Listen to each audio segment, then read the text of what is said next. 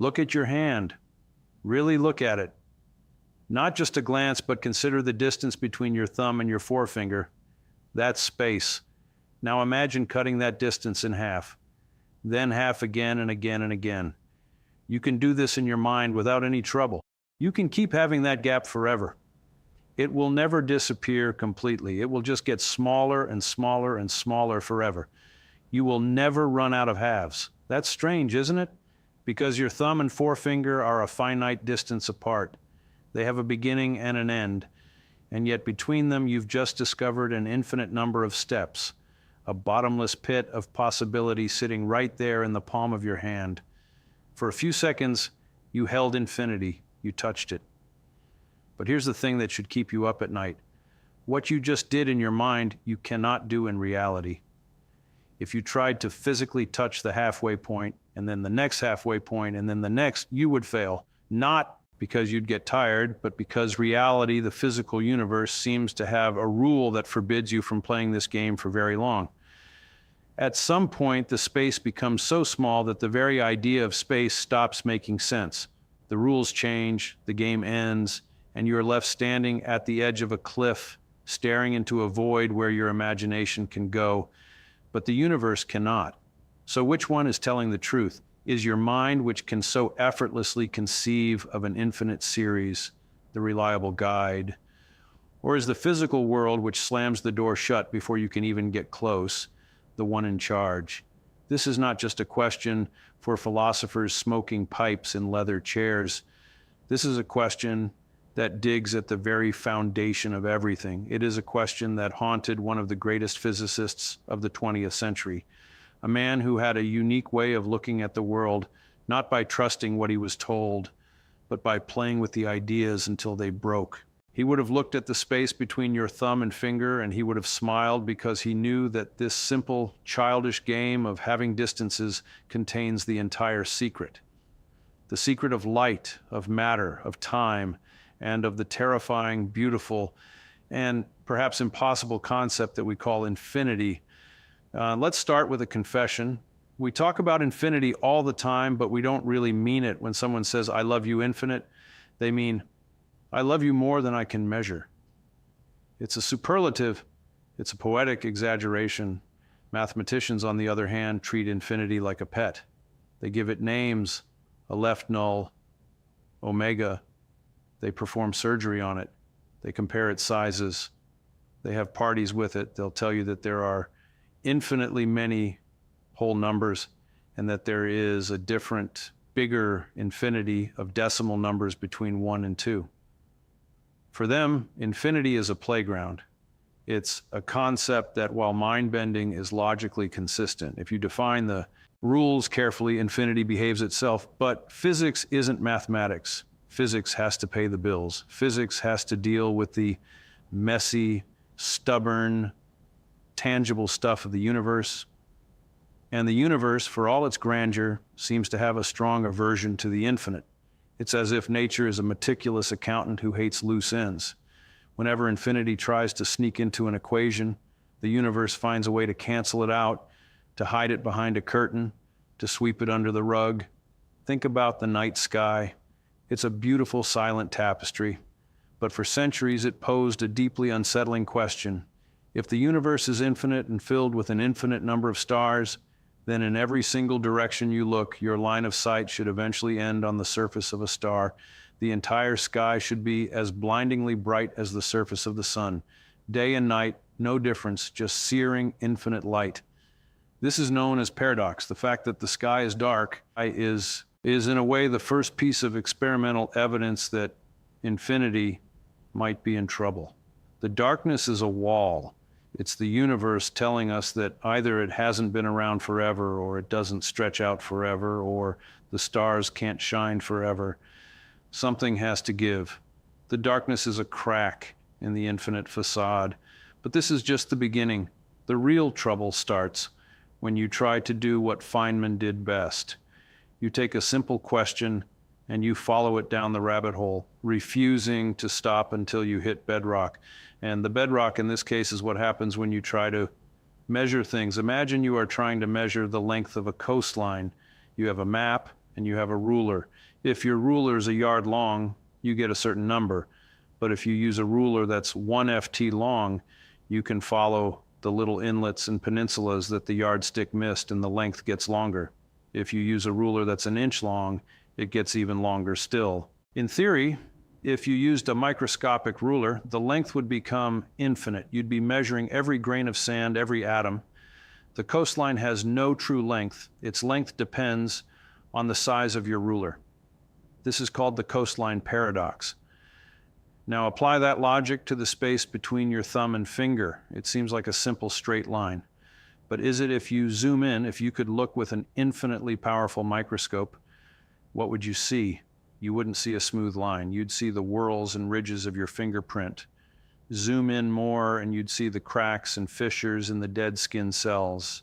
Zoom in further past the cells and you enter a molecular landscape, a chaotic jungle of proteins and lipids.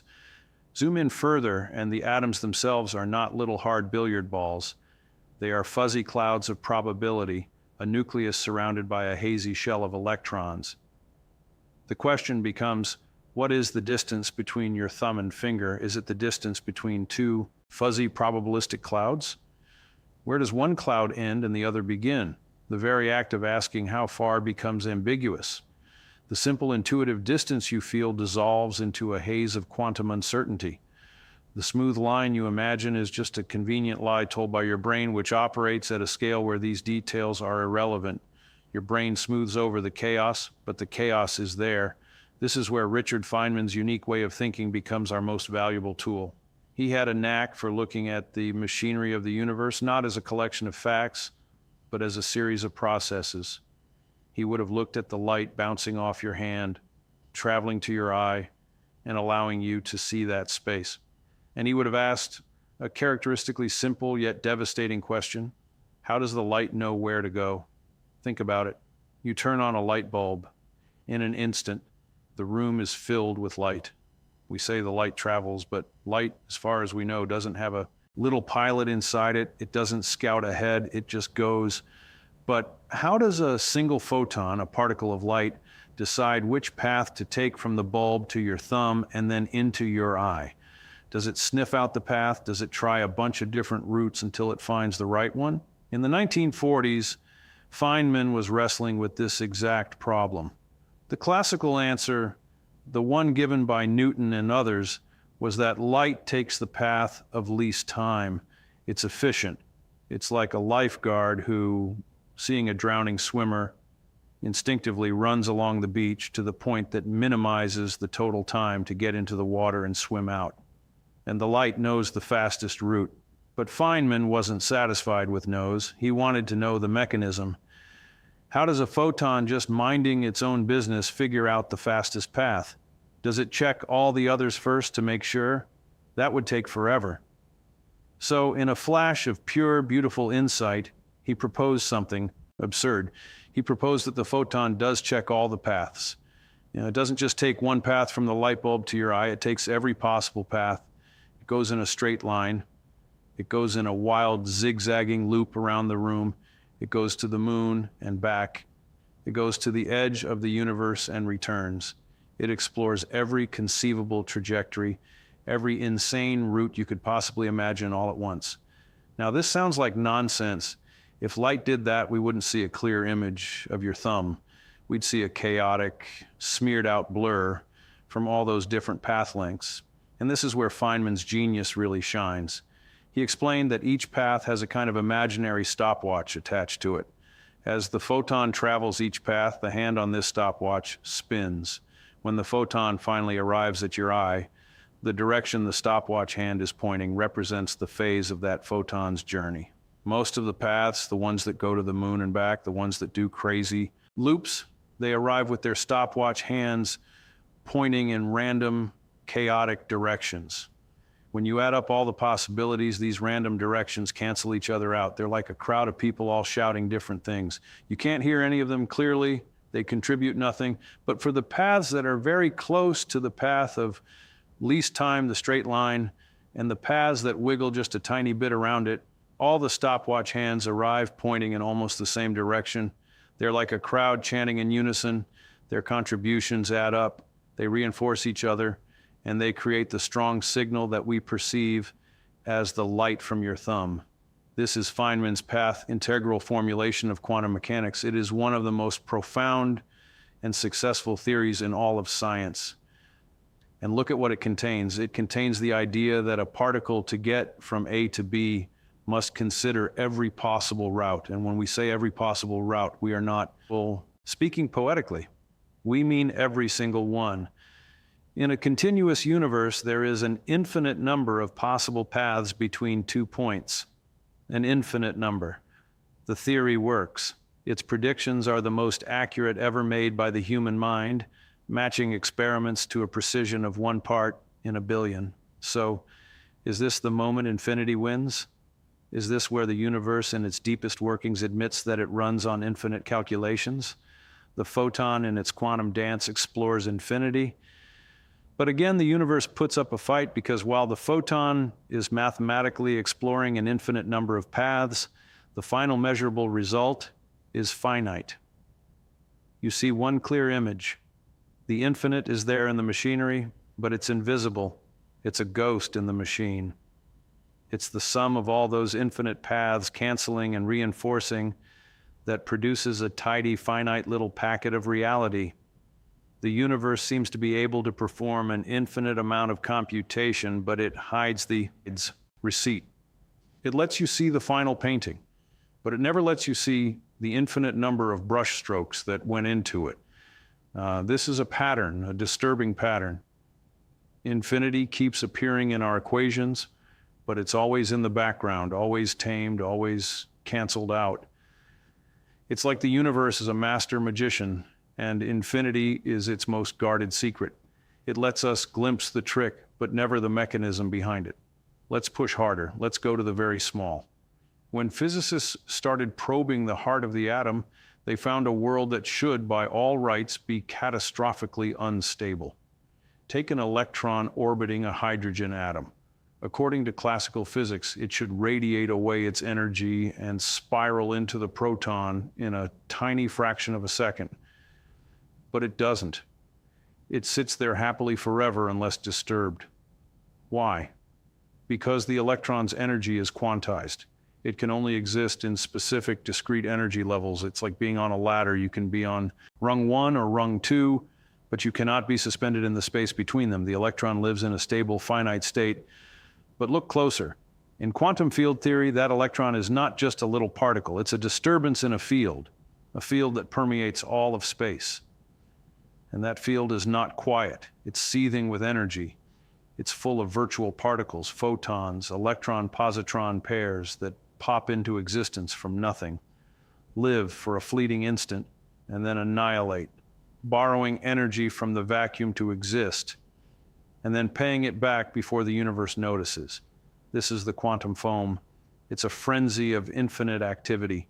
And this activity should contribute to the mass and energy of the electron. It should make it infinitely heavy. When you do the calculations, the theoretical mass of the electron based on its interaction with this frothing sea of virtual particles comes out as infinite, not big. Infinite. And yet we can measure the electron's mass. It's a tiny, specific, very finite number. 9.1 Don 93837 sec 10 Don to 31 kilos. Once again, the infinite rears its head in the mathematics, but reality presents us with a polite, finite answer. Physicists have a procedure for dealing with this. It's called renormalization. It's a bit like saying, we know this answer is coming out infinite, but we also know what the real answer is, so we're going to subtract the infinity and keep the leftover. It works brilliantly. It gives us the most accurate predictions in science. But it's also, frankly, a bit of a fudge. It's a confession. It's us admitting that our theory is pointing a gun at infinity, but we are too afraid to pull the trigger. We are sweeping the infinity under the rug because we don't know what else to do with it. Feynman himself was uncomfortable with this. He called the process a dippy process and shell game. He knew that it worked, but he felt deep down that it was a sign that our understanding was incomplete. It was a patch on a leaky theory. The leak was infinity. So where does that leave us? We have a mind that can conceive of the infinite with ease. We have a mathematics that can manipulate it with precision. but we have a universe that seems to go to extraordinary lengths to prevent it from ever appearing in the final physical result. It's as if reality is allergic to it. Now let's take the final terrifying step. Let's look at the largest scales. At the beginning of everything, the Big Bang, if you run the clock backwards, you end up at a point, a singularity, a point of infinite density, infinite temperature, infinite curvature of space-time. At that point, every law of physics as we know them breaks down. Cause and effect become meaningless. Before the Big Bang is not a concept that exists. This is the ultimate cosmic paradox. The universe seems to have been born from an infinity. It sits at our origin like a locked door. We cannot see past it. We cannot use our physics to understand it. Because our physics produces an infinity there, which is just a signal that our physics has stopped working. It's a mathematical scream that means you have left the map. So is infinity even possible? Perhaps the most honest answer, the answer Feynman might have given with a wry smile, is that infinity isn't a thing in the world. It's a thing in our minds. It's a concept, a tool, a direction. It's not a destination. The universe, in its physical reality, might be fundamentally finite. Finite in its extent, finite in its divisibility, finite in its temperature, finite in its density. The infinities that pop up are not features of reality, but cracks in our models. They are the places where our language mathematics fails to describe the world. They are the points where we are asking a question that nature refuses to answer. Think back to the space between your thumb and finger. You can have it in your mind forever, but you cannot do it in reality because at some point the very fabric of space-time itself might be grainy. There might be a smallest possible length, a pixel of reality, a quantum of space. Below that, the question how far is simply not defined. The game doesn't end because you get tired. The game ends because the board disappears. The coastline, the path of the photon, the mass of the electron, they all point to the same thing. The universe is not a smooth, continuous line. It is a mosaic. It is made of discrete, finite pieces, and yet the fact that we can conceive of the smooth line of the infinite descent of the endless having is a miracle in itself. Our brains, these finite clumps of matter born from a finite universe, somehow evolved the ability to imagine something that may not exist. We can conceive of a horizon we can never reach. We can dream of a number that has no end. We can look at the finite space between our fingers and see with our mind's eye a bottomless pit of possibility. That is the cosmic paradox, not that infinity might exist out there in the cold, dark void of space, but that it exists in here in the warm 3-pound universe between your ears. The infinite is not a property of the cosmos, it is a property of consciousness. We are the only place in the universe, as far as we know, where infinity is actually real. And that makes you sitting there thinking these thoughts, the most paradoxical thing of all, a finite thing holding infinity in its hands. And just like the photon that takes every path to get to its destination, the question of whether infinity is possible isn't one that has a single straight answer. It is a question with an infinite number of paths. And the answer when all those paths are added up might just be silence, a profound, haunting, and beautiful silence. And